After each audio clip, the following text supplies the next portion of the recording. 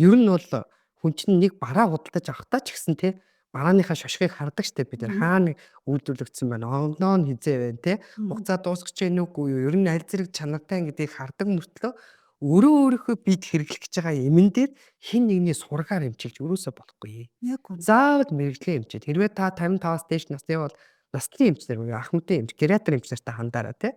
Бусад одоо хүмүүсийн хувьд бол яг тухайн дотоод шүүрлийн эмчит, зүрх судасны эмчит тийм ээ хандах хэрэгтэй.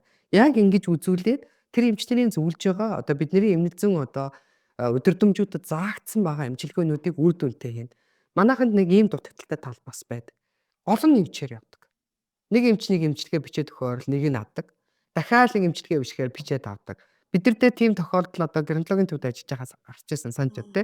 Нэг хүн бараг 10-аад юм бариад орж ирсэн. Эмчнэрээр ингэж яасан. Тэр дотор нь нэг бүлгийн 3 юм байж авч жишээ те. Тэгэхээр нэг бүлгийн 3 ямыг хэрвээ тэр хүн хэрэглэх юм бол тэр хүнд бүр асуудал үүснэ шүү дээ те. Өшөөг өндөрлөлтөд амар асуудал үүснэ.